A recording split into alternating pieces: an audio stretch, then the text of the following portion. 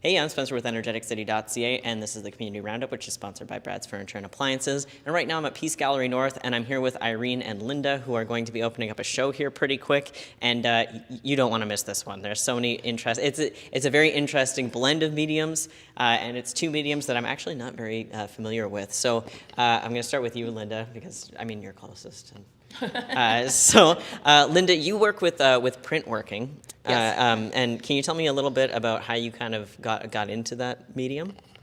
Oh, well, I do have a fine arts diploma from way back, and we did printmaking back then. Most of it was silk screening, which I did not enjoy. But when I joined Flying Colors after retiring, there were instrumental people like Mary Parslow, who was doing a lot of printmaking, and it got me piqued and interested in going back to printmaking. And I think what I like about it is it's very restrictive, and within that restrictions, you try to figure out how you can break out of that. Okay. So you're carving, so it depends on what you're doing. So lino is one medium that you can carve. Or, there's lots of different plastics now that they've invented for carving. And MDF, so we also do the big steamroller event in Fort St. John. It's been on hold for a couple of years due to COVID, like everything else. But then you're working with huge formats, so 2 feet by 4 feet, and MDF is really tough, so you're not using your traditional carving tools, you're actually using power tools, like Dremels, etc. Okay, so it's kind of like it's similar to ice carving in the way that you have to use power tools, essentially. Yeah, the difference is it's very much a carving. You're working flat because you're going to ink that surface, put paper on top of it, and then we have this huge monstrous machine that runs over top of it, and then we lift the paper off, and that is your print. And one thing that people have to remember too is when you're carving, everything is going to be backwards. So what you carve and what you lift off are mirror images of each other. Okay. I'm going to switch over to Irene now. So you are familiar and work with a medium that I hadn't actually known about before, but it's really fascinating. It's called Encaustic Painting. Can you tell me a little bit about it? Yeah, actually a lot of people don't know what encaustic painting is, and what it is, it's painting with beeswax. But it's not pure beeswax because it would be too soft and melt too fast. So in order to make it hard, I add damar resin, which is a tree sap. And so I make my own medium. And if I want to have color, I add colored pigments. And then I heat up the whole thing to a molten stage. And I paint with paintbrushes, mostly onto wood. But I could also paint on rocks or other material. It just has to be sturdy. It shouldn't be floppy like a canvas, because if you think of a candle in wax, it will break. So it has to be a rigid surface. Yeah, and I started it and about 15 years ago. I'm a self-taught artist. What got you into that medium? Like what drew you Actually, to it? I was given a greeting card from a cousin of mine in Switzerland, and I was so fascinated with that, and I had no idea what it was, but I did approach her, and next time I went visiting home, I went to her house. We did it together. She showed me. I came back to Canada. I ordered all my supplies. I did my own cards. I went to craft sales, and people loved it.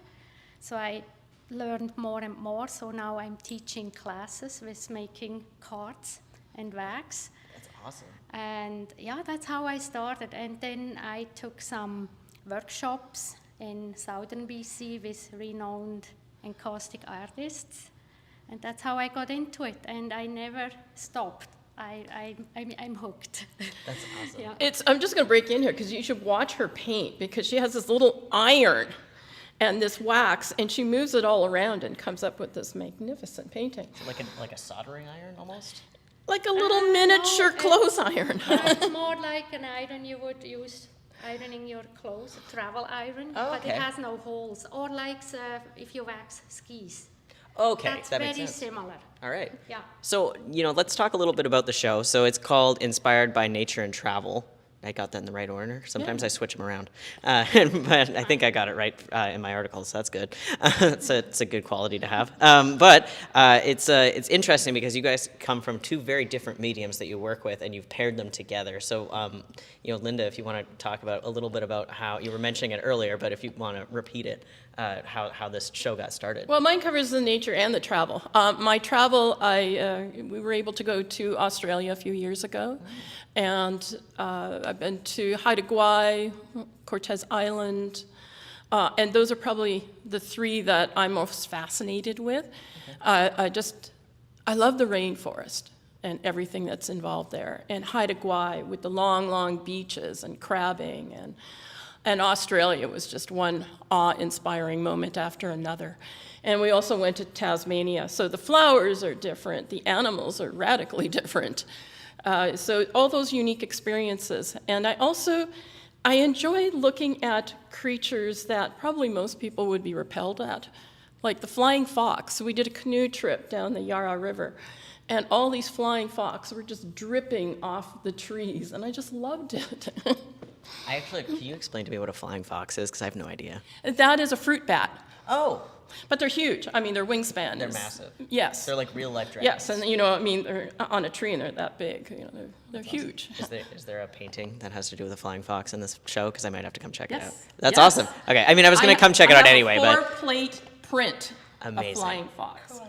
So make sure you come check that out for that alone. For bat lovers. Yeah, exactly. Irene, what kind of pieces can we expect from you? Well, I would say mostly nature inspired, and like Linda, I like traveling, and coming from Europe, I've been in many countries in Europe, but my big love is the outdoors, the hiking, camping, and that reflects in my mostly in my art, like mountains, landscapes, mountain lakes, but also kind of abstract, and animals. I love photography, and sometimes I incorporate that in my art. I use pieces of my photos in my art. Oh, that's neat. Now, we do have one of your works actually behind us, right behind Linda there. Now, I'm going to move the camera a little bit closer just so folks can see. Sorry, Linda. But could you tell me a little bit about this piece right here? You can get in the frame here if you want. This is purely encaustic. It's not a mixed media, and this is, I have not a specific subject in my head. I start painting and I go with the flow. It's more like influential. Okay. Yeah, and this reflects to me the peace, the quietness. I love when I go out in nature and hiking or kayaking, and this is my place to be. Absolutely. And is this on wood? This is on wood. It's on a birch wood panel. Okay. Yes. Yeah. And then is there a specific kind of place that you were thinking of when like halfway through? I know you said you don't really start with something that's... no, not even a specific place. It's in my head, in my dreams, but it's not a place I can label. No. All right. Excellent. Well, thank you so much. I'm going to get Linda back here. She's got to get her coffee first. It's still the morning, and it's all about that caffeine for sure. Again, you were kind of mentioning earlier how the show got started. Can you tell me the story again? It's a great story. A couple of years ago, I had come into the gallery because I was needing to pick up something. And Irene was here with one of our past coordinators, and they were just she was talking Irene into a show, and she said, well, I don't want to do this alone, but Linda will come with me. And I went, okay. So you got voluntold into the show. Yes, that's a good way of putting it. Yeah. And I was so happy to have you on board. So I must say, it really pushed me to get going. That's awesome. Yeah, we pushed each other, I think, hey? Yeah. Yeah. That's great. Like, have you done anything yet? She's like, actually, I have 40 paintings to do when I get home. Excellent. So it opens, it's May 6th. 6 on Friday, 7 o'clock. Come for a glass of wine. I will. What's something that you want the residents to kind of take away from the show? Well, Yeah, they're two different techniques. So learning about encaustic Exactly, yeah. and learning about printmaking. So I'll have one of my big boards here, and I'll probably have a multi-plate here too, and people can kind of learn. I've put together a binder with pictures showing what happens with the steamroll event, which is going to happen again this year in June. So maybe that'll entice people to come out and have a look at it, because it's really unique and scary all at the same time. I love that. Well, let me know when that's happening, because I will be there. I love unique and scary. And Irene, is there something that you kind of want to take, or we want residents to take away? You know, besides a painting or two.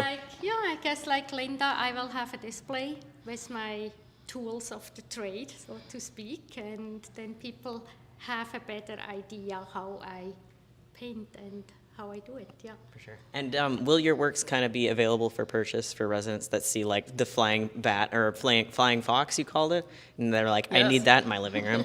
Yes. Yeah? Yeah. I'm keen on that. Yeah. Yeah, for sure. All right. Excellent. Yeah, definitely. And if a resident kind of comes and then sees they like the medium, but they maybe have a commission for you, is that an option as well? Haven't ever done a commission, Okay.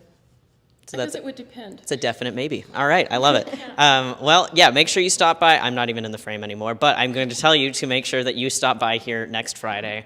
There's wine, which is, enough for me, but also it's both very two unique mediums, and it's so cool that we have local artists in the Peace region that are not only familiar, but are, I would say, pretty proficient with their mediums. So, thank you so much for showing me some of your work. I saw I think there's a fish that I really liked.